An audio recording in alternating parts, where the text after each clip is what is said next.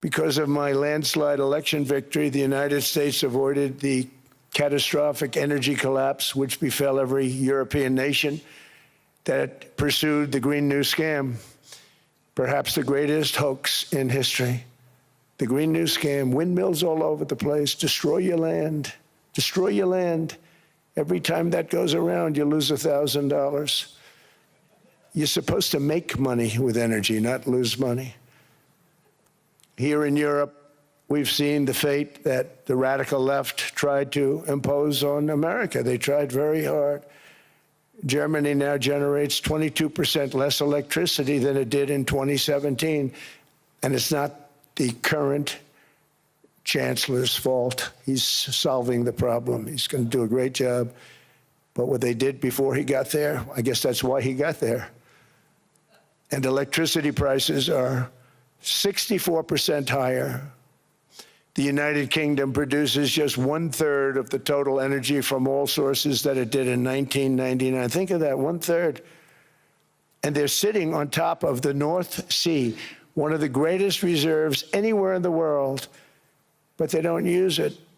And that's one reason why their energy has reached catastrophically low levels with equally high prices. High prices, very low levels. Think of that, 1/3. And you're sitting on top of the North Sea, and they like to say, well, you know, that's depleted. It's not depleted. It's got 500 years. They haven't even found the oil. The North Sea is incredible. They don't let anybody drill. Environmentally, they don't let them drill.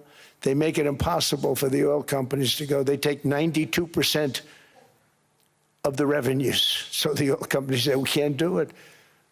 They came to see me. Is there anything you can do? I want Europe to do great. I want UK to do great.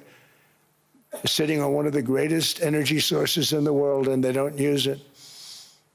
In fact, their electricity prices have soared 139%. There are windmills all over Europe. There are windmills all over the place, and they are losers.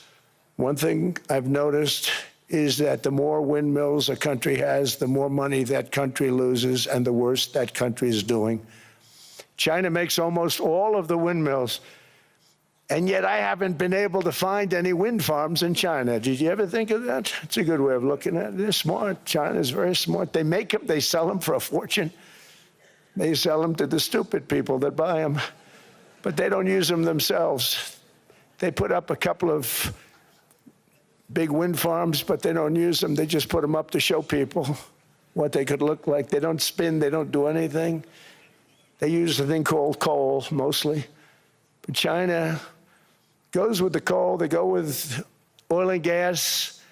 They're starting to look at nuclear a little bit, and they're doing just fine. They make a fortune selling the windmills, though, and I think really that's one that they wouldn't be surprised if it stopped. They are shocked that it continues to go. They're very friendly with me. They're shocked that people continue to buy those damn things. They killed the birds. They ruin your landscapes. Other than that, I think they're fabulous, by the way. Stupid people buy them. The consequences of such destructive policies have been stark, including lower economic growth, lower standards of living, lower birth rates, more socially disruptive migration, more vulnerability to hostile foreign adversaries, and much, much smaller militaries.